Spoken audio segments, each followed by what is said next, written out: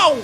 JD here, and as you can see, we are back with my F123 Hotlap and setup guide. This time we're at Spa, because obviously we have it at the real life Grand Prix this weekend, and very sorry that there's been quite a delay on these videos. My recording software, my PC, has been having some issues, but hopefully I have fixed it now.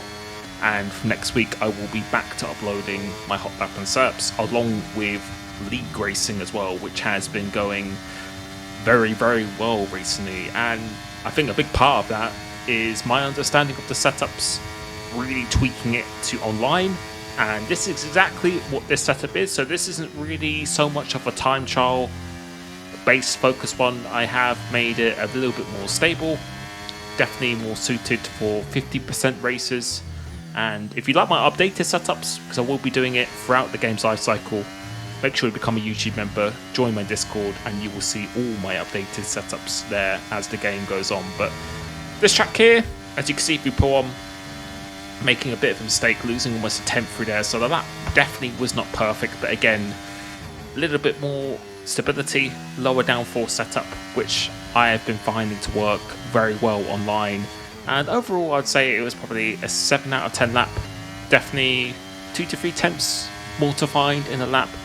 But this has always been a track that I've always struggled, especially on the 1 lap pace. But in terms of consistency and how it feels online, this was definitely the best one that I have used so far. So please like the video if you have found this useful.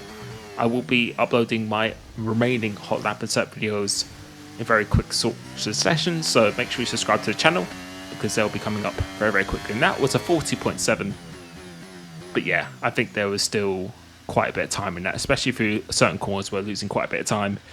Yeah, I think probably 0.3, 0.4 is definitely what I want to be aiming for. But if you move back to the lap itself, so as we head into turn 1, probably the most important braking zone of the lap, really just before this 100 meter ball, so just before this white line, that is where you want to be braking, taking a nice wide angle into here, trying to get the wheel as straight as possible. And I find the surface very bumpy here. Sometimes it really will spin, sometimes it doesn't.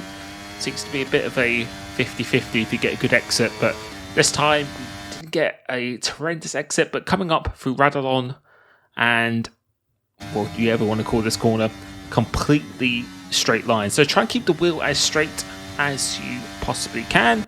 Make sure you don't miss this DRS sign because it is easy to miss. And trying to keep as tight as possible to minimize the distance of the track. Towards the end of this first sector, a bit of an awkward one. But just before the 100 meter board, that's where you want to start to think about braking, kissing this first curve, but then try and mount as much as possible over this left-hander. So really want to try and capitalize the second part of this corner. Use as much track as possible through here. So more towards about the middle of the track. Take it nice and early. And you really want to try and cut this corner. And you can see millimeters away from invalidating. But one wheel is still on the track. Same for the exit. Really want to be maximizing this as much as you possibly can. As you come down into probably my favorite corner of the track, want to be using the curb on this left-hand side just before the curb starts. That's when you want to start braking and turning in. I want to try and keep it as tight as you can, so don't let the car drift out too wide. Use all of the track on the exit. Aim for this right-hand curb. As you get there, that's where you turn in a tiny brake going through the gears, and could have used probably a little bit more of the track here. This corner, I definitely didn't do particularly well. I'm looking at this Marshall post, so really just before I get there, that's where I downshift and turn in. You can see a big gap towards the apex, so you need to be much tighter than that. Almost lost a 10th of a second through there.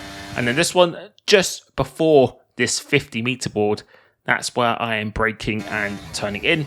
And again for this one, you want to be over this curb, so we could have had one wheel over this curb. For the second part, once you get to the middle of the track, that's when we'll be turning in for this left-hander. And this left-hander we did quite well. You want to see get pretty much half your car over this curb. Really does drag you around quite nicely. Use all the track on the exit. And this one, just before this curb starts, that's when we'll be braking and turning in. Try not to hit this curb too much, so you can either mount it or kiss it.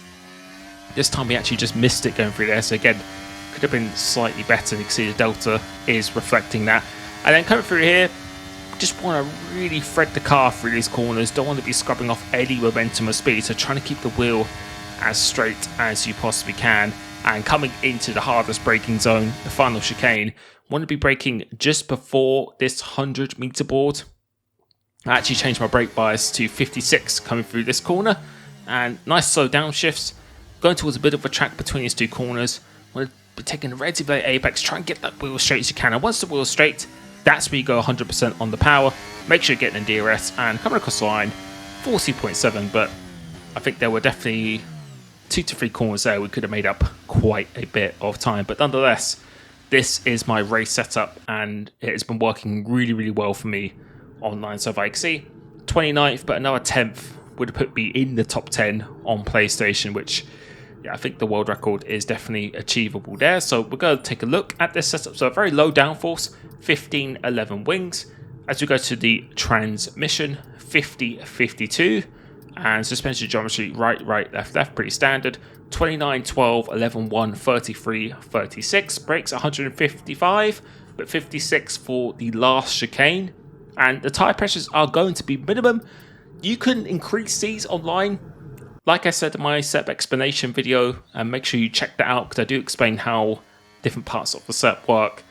Really want to be aiming for the tyres to be between 95 and 103 degrees. You really want the tyre to be operating within that window. So if they are lower than 95 degrees, then I would be raising the pressures until each tyre achieves that. Thank you so much for watching. I really hope you enjoyed this. I'll leave you with just this lap now, and I'll be catching you very, very soon. Peace.